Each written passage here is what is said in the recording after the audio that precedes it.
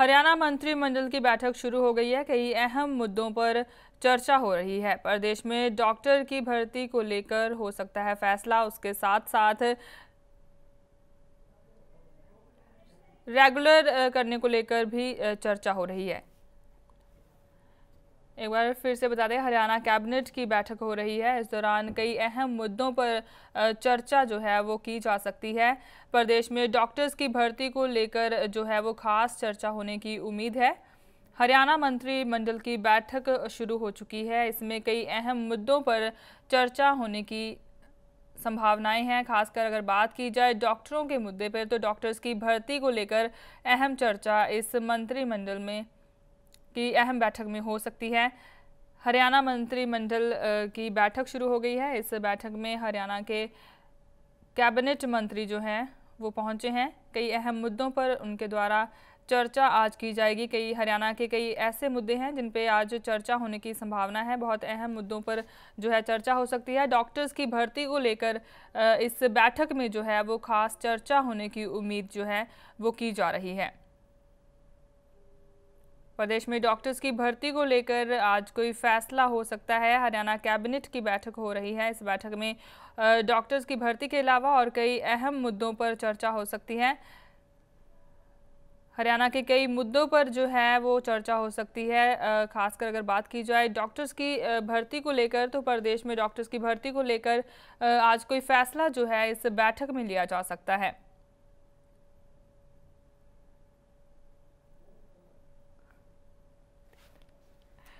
हरियाणा मंत्रिमंडल की बैठक शुरू हो चुकी है। कई अहम मुद्दों पर इस बैठक के दौरान चर्चा हो सकती है। प्रदेश में खासकर डॉक्टर्स की भर्ती को लेकर कोई ना कोई फैसला जो है वो आ सकता है। उनको रेगुलर करने को लेकर जो है वो चर्चा हो सकती है। आज इस अहम बैठक में हरियाणा कैबिनेट की अहम बैठक चल रही है। हरियाणा कैबिनेट मंत्री जो हैं वो इस बैठक में पहुंचे हैं। हरियाणा के जो अहम मुद्दे हैं वो आज इस बैठक में विचारे जाएंगे। खासकर अगर बात की जाए तो कुछ अहम मुद्दों में डॉक्टर्स की भर्ती को लेकर जो है वो फैसला आज कोई फैसला लिया जा सकता है। डॉक्टर्स को रेगुलर करने को लेकर जो है चर्चा इस बैठक में हो सकती है।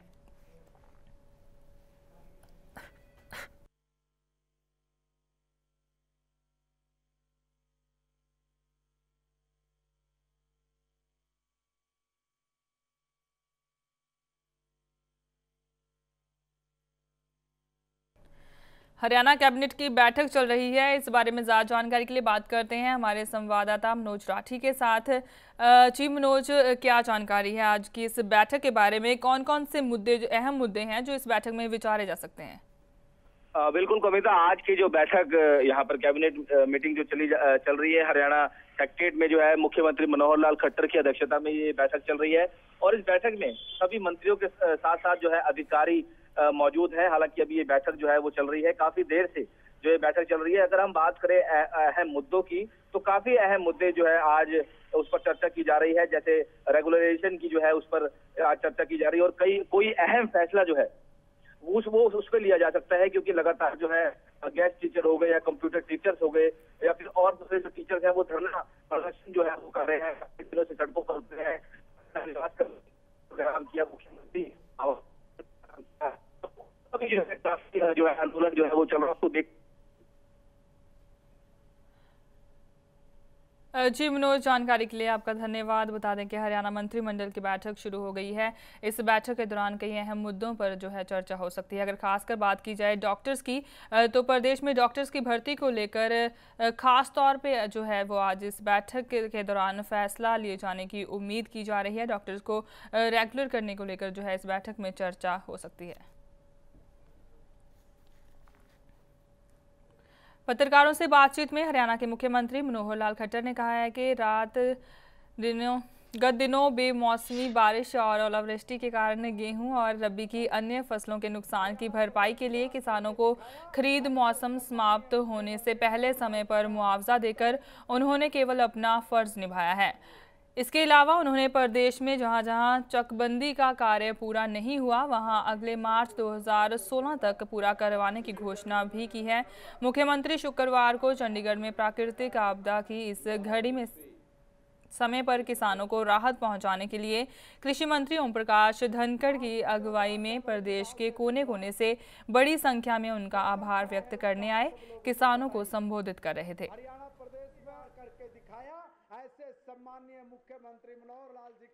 आज किसान धन्यवाद करने के लिए आए हैं माननीय मुख्यमंत्री मनोहर लाल जी का। इन्होंने जो देश में सर्वाधिक मुआवजा, स्वामीनाथन की रिपोर्ट की सिफारिश भी जितनी नहीं थी उससे भी ज़्यादा 10,000 रुपये प्रति एकड़ मैक्सिमम 4 मुख्यमंत्री कमेटी की सिफारिश थी। हम 12,000 रुपये प्रति एकड़ यहाँ जो मुआवजा देना शुरू किया।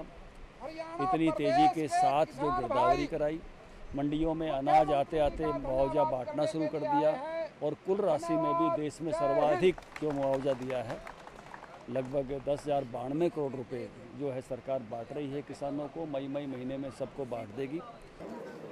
देखिए, किसानों के संकट की घड़ी में हम लोगों ने पहले दिन ये भांप लिया कि पिछली सरकारें किसानों के इस प्रकार की घड़ी के समय कभी भी उन्होंने साथ नहीं दिया।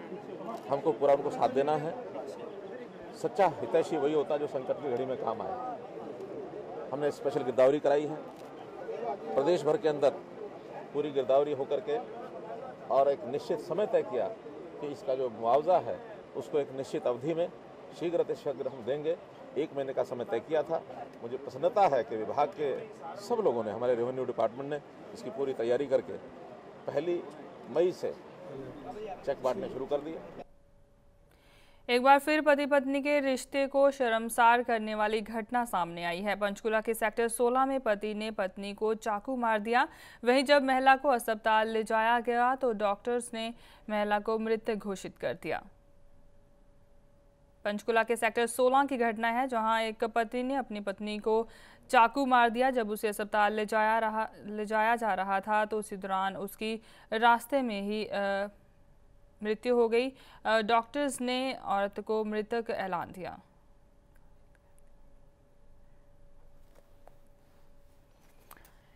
बता दें कि घटना पंचकुला के सेक्टर 16 की है जहां एक पति ने अपनी पत्नी को चाकू मार दिया और अस्पताल ले जाते वक्त महिला की मौत हो गई। डॉक्टर्स ने महिला को मृतक ऐलान दिया है। पंचकुला के सेक्टर 16 की घटना है जहां एक घर में एक पति ने अपनी पत्नी को चाकू मारकर उसकी हत्या कर दी। घायल अवस्था में जब उसे अस्पताल ले जाया जा रहा था तो रास्ते में ही उसकी मौत हो गई। डॉक्टर्स ने उसे मृतक ऐलान दिया है।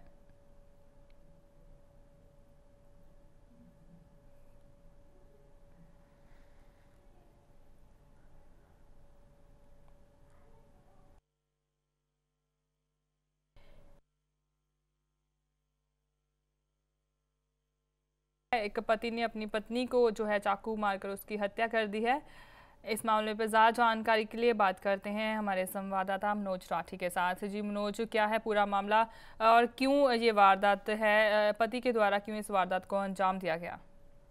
बिल्कुल कविता, बताना चाहूंगा कि पंचकुला के सेक्टर 16 का मामला है जिसमें एक लड़ाई झगड़े में जो है पति ने अपनी पत्नी को चाकू मार दिया है और मौके पर ही उसकी पत्नी की जो है वो डेथ हो गई है। हालांकि उसको सरकारी अस्पताल में भर्ती करवाया गया है जिसमें तो जो ब्रॉड डेड घोषित कर दिया गया था। लेकिन अभी प्राथमिक जांच में ये पता चला है कि दोनों का जो है काफी दिनों से जो है झगड़ा जो है वो चल रहा था। अभी 9 महीने ही जो है शादी को हुए हैं। पति का नाम जतिंदर बताया जा रहा है। हालांकि उसको गिरफ्तार कर लिया गया है सेक्टर 16 पंचकुला पुलिस ने। लेकिन अभी जो है पूछताछ जारी है कि आखिर किन कारणों से, क्योंकि जिस तरह से अभी प्रारंभिक जांच में पता चला है कि उनकी विवाद जो है वो चल रहा था, लड़ाई झगड़े जो है पारिवारिक जो लड़ाई झगड़े चल रहे थे घर परिवार में, उसको चलते जो है सुबह उनकी काफी जो है लड़ाई झगड़ा हुआ जिसमें पति ने जो है अपनी पत्नी को चाकू मार के जो है उसकी हत्या कर दी। हालांकि पुलिस ने मामला दर्ज कर लिया पति के खिलाफ और उससे पूछताछ की जा रही है कि आखिर ऐसे क्या कारण रहे कि उसने जो है अपनी पत्नी को चाकू से गोद दिया। जी बिल्कुल मनोज, मृतका के परिवार वालों के साथ कोई बातचीत हो पाई है, उनका क्या कहना है?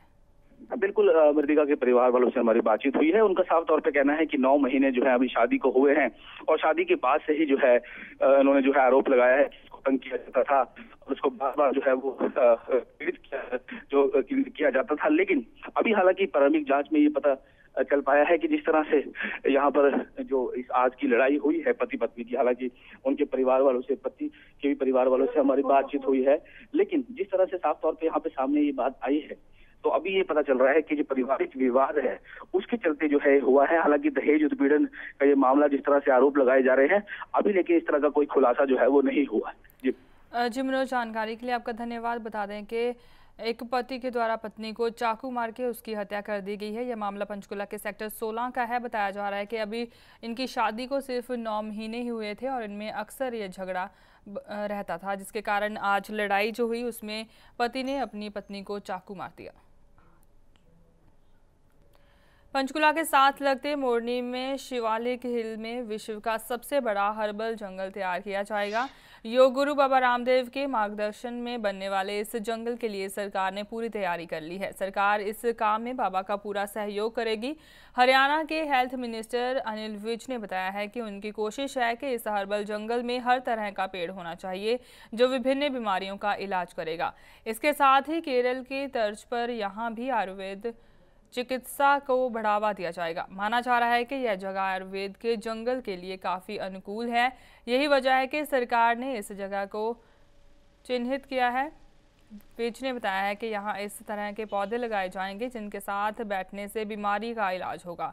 जब पेड़ बड़े हो जाएंगे तो इनके नीचे लेटने के लिए तख्त तैयार किए जाएंगे, जहाँ बीमार लोगों को लिटाया जाएगा जिससे उनका इलाज होगा।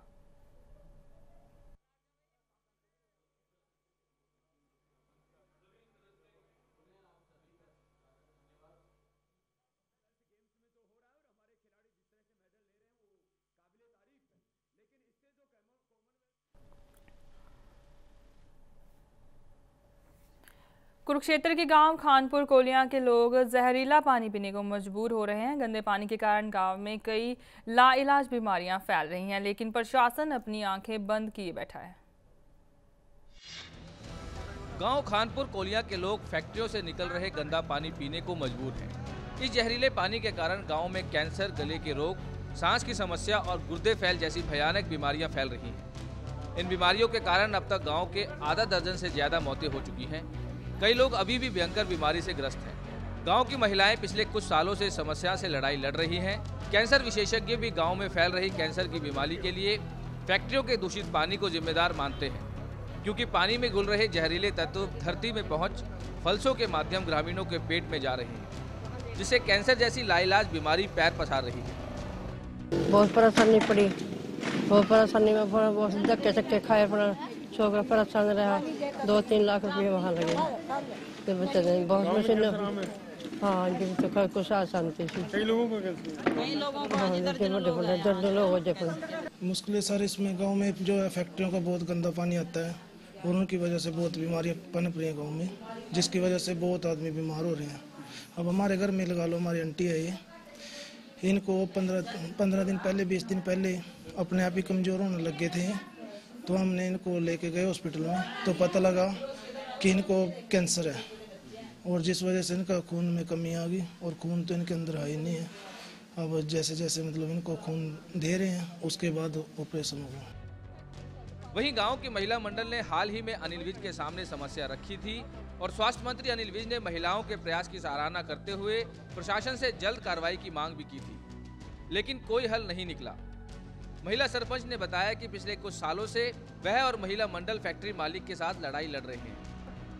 मेरे गांव में जोहड़ बहुत गंदा फैक्ट्रियां दा पानी आउंदा तो जोहड़ में जौन सा भी डंगर पानी पींदा ओ या बीमार हो जा या मर जा। और पिंड च लोकां नूं इस गंदे पानी कारण बहुत सारे कैंसर होई है लोकां नूं। और हमारे गांव में परौने भी आउंदे नहीं भी गंदी बदबू आउंदी है जोहड़ दी, जौन से जोहड़ दे ऊपर लोग रहिंदे ने उनदे नरक वर्गा जीवन बनया होया। कैंसर की समस्या क्यों है? कितने लोगों को? कैंसर दे 5-7 तो मर गए, हाँ 5-7 बंदे नूं हुण भी है। सरकार क्या कर रही है? सरकार दे तो 5 साल हो गए सानू बगे फिरदे नूं, ओ जदे बंदे नूं भेज दिंदे ने, ओ गेड़ा मारदे ने मुड़ जांदे ने। इसदी कोई समस्या दा हल होया ही नहीं। हरियाणा सरकार अक्सर विकास के बड़े बड़े वादे तो करती है, लेकिन इस तरह की उत्पन्न हो रही समस्याओं ने सरकार के वादों को खोखला साबित कर दिया है। बहरहाल सरकार और प्रशासन को इस समस्या की तरफ ध्यान देने की जरूरत है। कुरुक्षेत्र से कमल मिड्डा के साथ Manoj Rathi, day night news. Rewari जिले के औद्योगिक कस्बा धारूहेड़ा में बस अड्डे के समीप अज्ञात वाहन की चपेट में आने से एक महिला की मौत हो गई। सूचना मिलते ही मौके पर पहुंची पुलिस ने शव को अपने कब्जे में लिया तथा उसे पोस्टमार्टम के लिए सामान्य अस्पताल पहुंचा दिया। दरअसल राष्ट्रीय राजमार्ग संख्या 8 स्थित धारूहेड़ा बस अड्डा के समीप एक महिला सड़क पार कर रही थी कि अचानक तेज रफ्तार आ रहे वाहन ने टक्कर मार दी, जिससे वह गंभीर रूप से घायल हो गई। उसे तुरंत ट्रॉमा सेंटर पहुंचाया गया, जहां चिकित्सकों ने उसे मृत घोषित कर दिया। हालांकि अभी महिला की पहचान नहीं हो सकी है। महिला के शव को शिनाख्त के लिए शव घर में रखवा दिया गया है। ये धारूहेड़ा बस स्टैंड से उठाया गया है केस। ये शायद रोड क्रॉस करते वक्त चपेट में आए हुए हैं। फिर हम पहुंचे तो मौके पे गंभीर रूप से बीमार थी, उन्होंने फिर इसको शिफ्ट करवाया। शायद ये रास्ते में एक्सपायर होने की कोशिश की गई, लेकिन ये इसे बचा नहीं पाया। रेवाड़ी शहर में चोर लगातार लोगों की आस्थाओं पर चोट पहुंचा रहे हैं। चोरों ने एक बार फिर से रेवाड़ी के बड़ा तालाब स्थित प्रसिद्ध हनुमान मंदिर को अपना निशाना बना डाला और वहां सेंध लगाते हुए दान पात्र तोड़कर नकदी पर हाथ साफ कर दिया। यह कोई पहली घटना नहीं है। इसी मंदिर में 1 माह पहले भी इस तरह की वारदात को अंजाम देकर चोर नकदी उड़ा ले गए थे, लेकिन पुलिस ने जांच का आश्वासन देकर उस समय भी मामले को ठंडे बस्ते में डाल दिया था।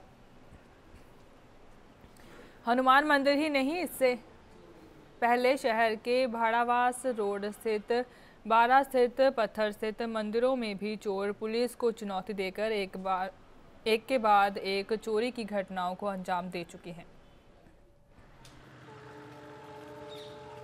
उठकर मैंने ताला खोला, देखा तो सामने एक जंगला टूटा हुआ था। दान पात्र देखा तो टूटा हुआ था। कैमरे पे उन्होंने कमरा डाला हुआ था। हाँ, सुबह पुलिस को फोन किया था। कितने बजे? 4 सवा 4 के पुलिस आई थी मौके पर। हाँ। कितना दान पत्र, क्या क्या लेके गए दान पत्र? देखो जी, इसमें कुछ नहीं कह सका, 2 दिन के पैसे थे उसमें। ऑल इंडिया यूथ कांग्रेस के प्रधान व हल्का गिदरवाहा से विधायक अमरिंदर सिंह वड़िंग की अगुवाई में सैकड़ों यूथ कांग्रेसियों ने गांव लंडेके में कैंडल मार्च निकाला। 1 घंटा कैंडल मार्च निकाल सैकड़े लोगों ने मासूम बच्ची को श्रद्धांजलि अर्पित की। वहीं कैंडल मार्च में शामिल हुए यूथ कांग्रेसी नेताओं ने इस मामले की सीबीआई से जांच करवाने की मांग भी की।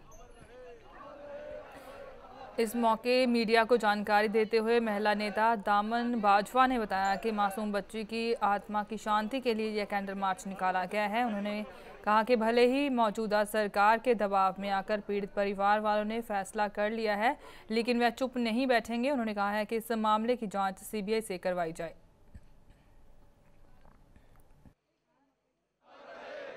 पंजाब के कोने कोने से आए हुए सब नौजवानों ने आज इस गांव में कैंडल मार्च किया और हमारी पंजाब की बेटी, इस गांव की बेटी, मोगा की बेटी को आज श्रद्धांजलि अर्पित की है।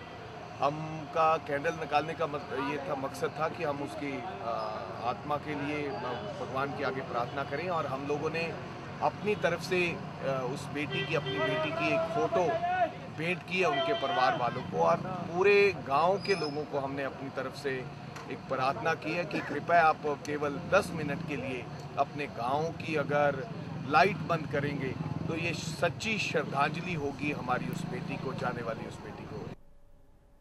पिछले दिनों जिला मोगा के अलग अलग गांव में हुई भारी बरसात से हजारों एकड़ खेतों में खड़ी फसल खराब हो गई थी, जिसके चलते जहां गेहूं का झाड़ कम निकला वहीं गेहूं का दाना भी काला पड़ गया। इसी बात से परेशान जिला मोगा के गांव कोकड़ी कलां के रहने वाले किसान रंजीत सिंह के नौजवान बेटे गुरिंदर सिंह ने जहरीली दवाई निगलकर अपनी जान दे दी। थाना अजीतवाल पुलिस ने कार्रवाई करते हुए शव को परिवार वालों को हवाले कर दिया। वहीं इस मामले में जब पुलिस अधिकारियों से फोन पर संपर्क कर जानकारी लेनी चाहिए तो किसी ने भी इस मामले में कुछ कहने से इनकार कर दिया। मौत के कारण ये होए जी, फसल एरकी हुई है खराब। वो लैंदा सी टेंशन, मैनू रोज़ कहंदा सी पापा बहुत घट दाने अपने होए आ ते आपां भी करजे थले आ जाएंगे, ते टेंशन लैंदा सी ते मुड़ के बोझ इन्ना पाई गया ते मुड़ के खेत पई सी साडी जरीली दवा, कोई गल नहीं सी, उत्थे गया पता नहीं टेंशन थी, उत्थों लिया के ते उन्हें दवाई पी ली।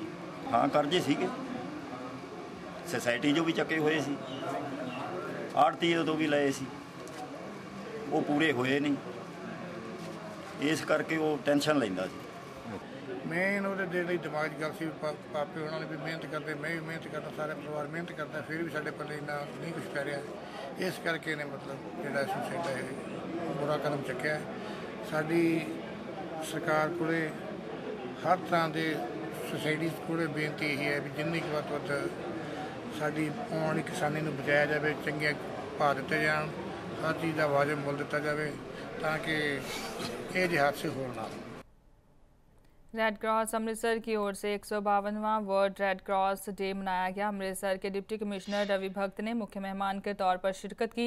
इस अवसर पर एक विशाल फ्री खूनदान कैंप आयोजित किया गया, जिसमें स्कूल के बच्चों और डॉक्टर्स की ओर से आए हुए मुख्य मेहमान का फूलों से स्वागत किया गया और वहीं गरीब और लाचार लोगों को ट्राईसाइकिल और मशीनें भी बांटी गई। और वहीं अमृतसर डिप्टी कमिश्नर ने बताया कि रेड क्रॉस की तरफ से आज तक कुल 96 बच्चों की जान भी बचाई जा चुकी है।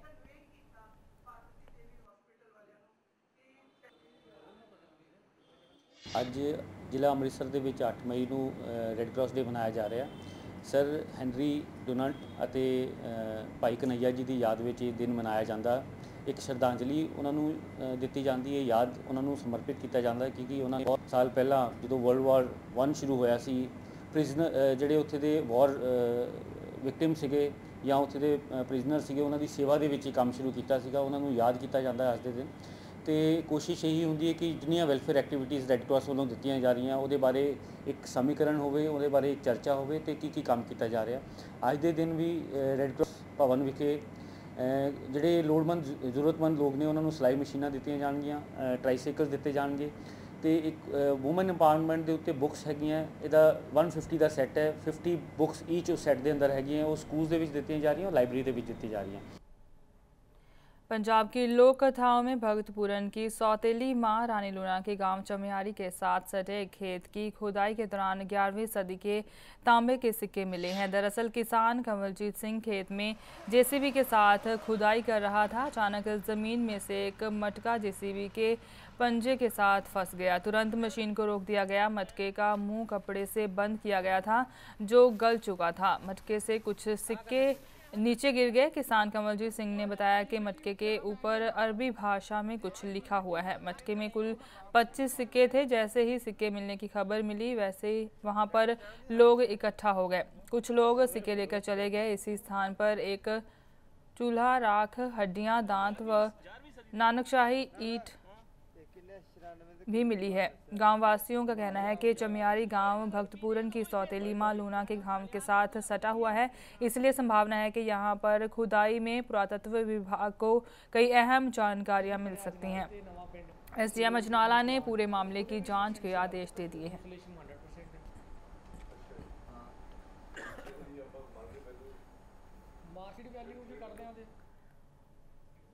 हिंदी समाचारों में फिलहाल के लिए इतना ही। नमस्कार।